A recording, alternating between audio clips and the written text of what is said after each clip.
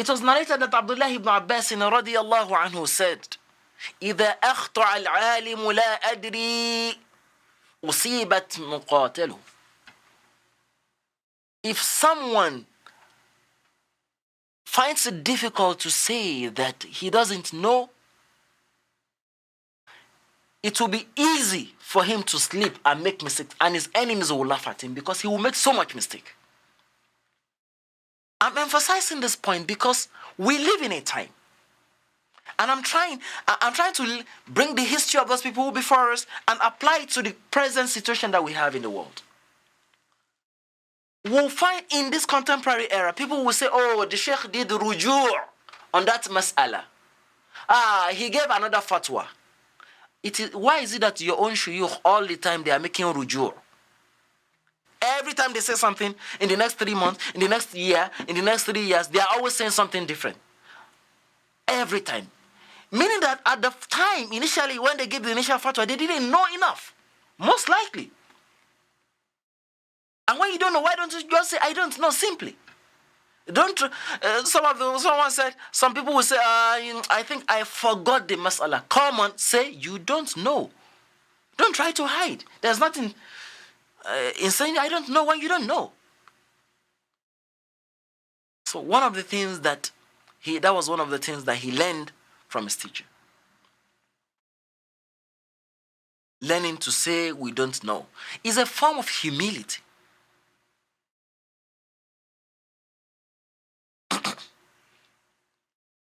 Inshallah, we'll add one more among the teachers, and probably in the next class we'll talk about. I want to dedicate a separate one to Ibn Shihab ibn Zuhri. The next teacher that Imam Malik learned from was Nafi'. Who is Nafi'? Imamuna Nafi' ad-Daylami. He was a great scholar of hadith. He was a great scholar of fiqh.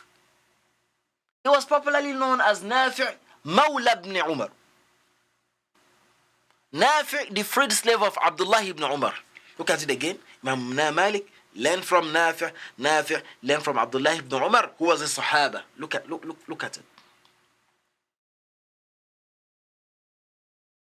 He didn't spend much time with Imam Malik because Imam Malik, after spending 7 straight years with Ibn Hurmuz, Nafi' died when Imam Malik was just 24 years old.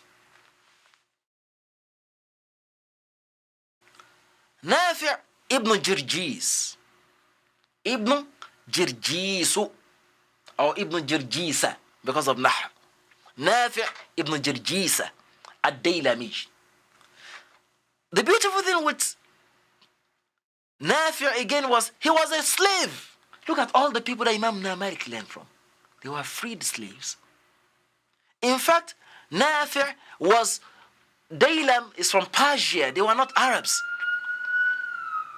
Abdullah ibn Umar radiyallahu anhu, when he saw his iqbal ala al-ilm, how he loved knowledge, how he prioritized knowledge, he freed him and said, you sit with us. As if Abdullah ibn Umar did not even have his own children. Nafi' is so popular that we even forget about Salim, the son of Abdullah ibn Umar radiyallahu anhu. Nafi' became so great in knowledge that the Khalifatul Muslimin, Umar ibn Abdul Aziz radiallahu anhu, had to send him to become the teacher of the Muslims in Egypt, as big as Egypt was. Look at the peak, the level that he reached. He was the non-Arab, he was a freed slave, and all this kind of social limitations that we put ourselves through.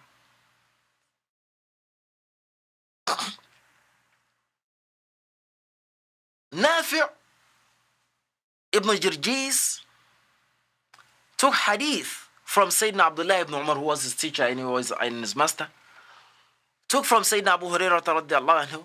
Took from Abu Sa'id al-Khudri radiyallahu anhu and Ummuna Aisha radiyallahu anha. And among other Sahaba like that. One of the things with Nafi' that Allah blessed him with Surah Al-Hifz, his memory was very acute, very sharp. And he inherited, technically, the knowledge of Sayyidina Abdullah ibn Umar. And that's how Imam Malik inherited the knowledge of Abdullah ibn Umar through Nafi'. And that's why Imam Malik will say that إذا سمعت من نافع يحدث عن ابن عمر لا أبالي ألا أسمعه من أحد غيره. Once I hear a narration of hadith from Nafi', my teacher, that he narrated from Abdullah ibn Umar, I don't even care about any other chain of narration. Once he said, I hear it from Abdullah ibn Umar, no, I don't care. That is enough for me. This chain is called Silsilatul Dhahab. When you go to the ulama of hadith, this chain is called the golden chain of narration. Malik عن نافع عن عبد الله بن عمر عن رسول الله صلى الله عليه وسلم. When you have this chain in an hadith, don't even look back. It's called the golden chain. The ulama added that if you now find to make it the 5 unbreakable chain, if it is now Imamuna Shafi'i, rahimahullah, narrating from his teacher Imamuna Malik, narrating from Imamuna Nafi', narrating from Sayyiduna Abdullah ibn Umar, narrating from Rasulullah sallallahu alaihi wasallam, this is the best chain of narration that you can ever find. And Shafi'i, and Malik, and Nafi', and Abdullah ibn Umar, al-Rasulillah sallallahu alayhi wa sallam.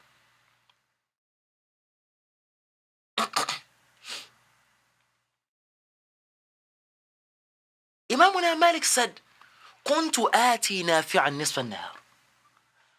I would, we said he studied with Ibn Hurmuz, not mixing with any other teacher. After leaving Ibn Hurmuz, he had different teachers. He said, I will go and study somewhere. Then when it is midday, I would go to Nafi'. Allahu Akbar. وَمَا تَظِلُّنِ الشَّجَرَةِ مِنَ الشَّمْسِ أَتَحَيَّنْ خُرُوجُهُ. I would stand in the sun because the house of Nafi', there was no tree that would shade me there. I would stand in the sun, waiting, looking at the house of my teacher Nafi' at the time that he would come out. فَإِذَا خَرَجْ أَدَعُهُ سَاعَةً كَأَنِّي لَمْ أَرَهُ. When I now see him come out to the frontage of the house, I will leave him for an hour. I will not even talk to him. Maybe he has a reason why he hasn't come out. If he stays there for like an hour, seated there, Imam Malik said, I would do as if I didn't see him. If he's still there, then أُسَلِّمُ عَلَيْهِ وَعَدَاؤُهُ. I will say, Salamu alaikum, Shaykh, and I will leave him again. I won't say anything. For another hour. فَإِذَا رَأَيْتُهُ دَخَلَ الْبِلَاطِ. When I now see him move to the corridor where he will rest, then I will say, Shaykh, I heard from you that you said Abdullah ibn Umar said this. Why did he say that? What was the circumstance? He would then ask questions from him.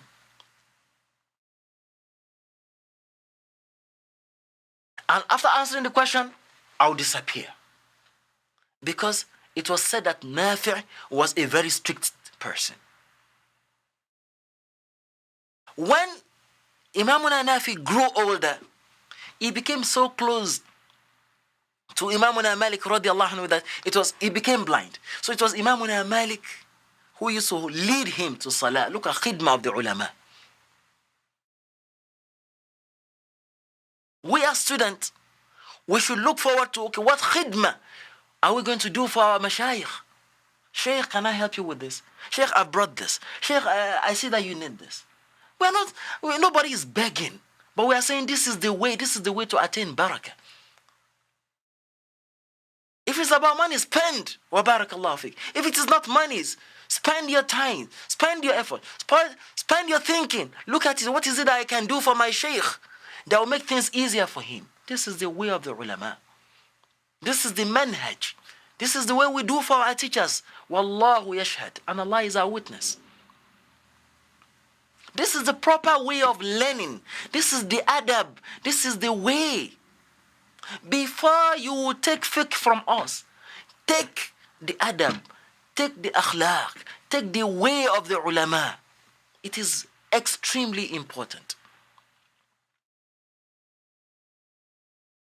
The historian said the house of Nafi' was very close to the present day Baqi', the cemetery of the Muslims. The house of Nafi' was just around that place.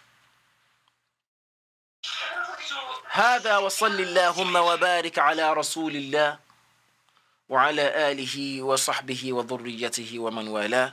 اللهم انفعنا بما علمتنا وعلمنا ما ينفعنا وارزقنا علما وزدنا علما. Inshallah, in the next class we'll continue with the other teachers of Imam Malik. هذا وصل اللهم وبارك على رسول